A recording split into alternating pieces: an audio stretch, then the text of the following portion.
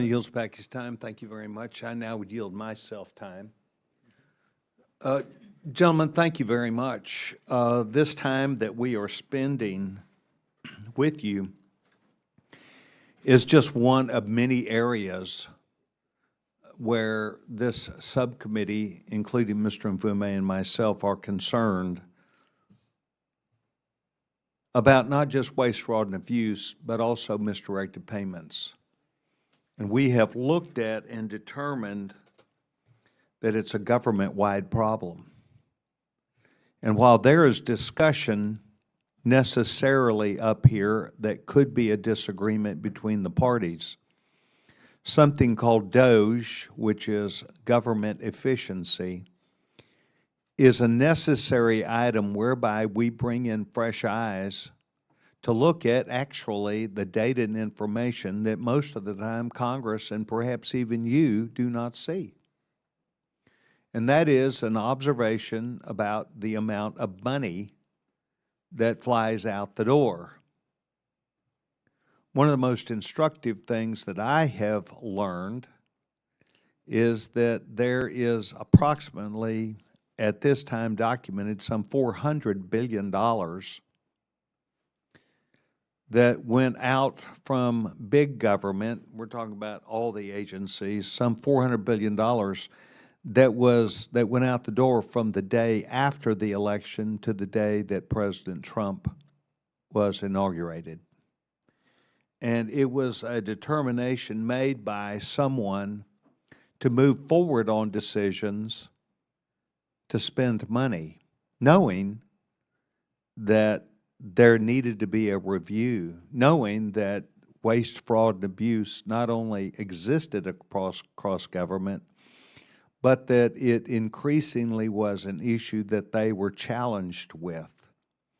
And so, regardless of that, I think it's important that you have confidence that Mr. Mfume and I, not looking back to blame someone, but rather moving forward, we want to hear from FEMA, we want to hear from DOD, we want to hear from the newest of the secretaries and those management organizations. What are their plans? How do they intend to structure now based upon information that I think DOGE has provided, that have become public, that are not hidden, that are not whispered about, but that become generally available?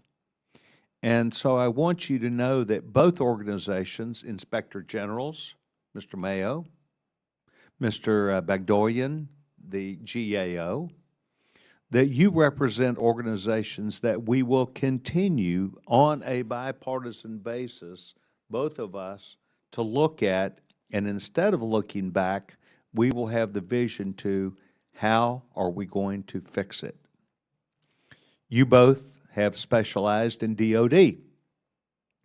You've heard person after person this morning to describe to you our desire to engage the Department of Defense at the highest level, not levels, level, and to extract from that person, once they are able to understand, not just from DOGE, but also your accounting, of the significant impairment of a delivery of dollars and material and equipment that would be available to the warfighter.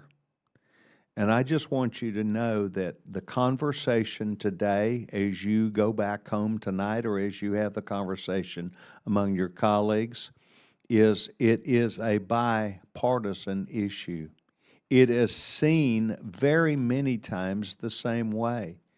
And it should reinvigorate your organizations to know that the day-to-day job that they do when they are told by some organization, it didn't matter, we're non-compliant, we don't care, that they still do their job, that they still write the reports, that they still point up those things that are factual basis, that they continue to be on point for understanding that while they may not be in DOD, we support the men and women that defend this nation, that they are people who are professional and well-balanced, and that members of Congress that are here will be supportive of them and not give up that hunt.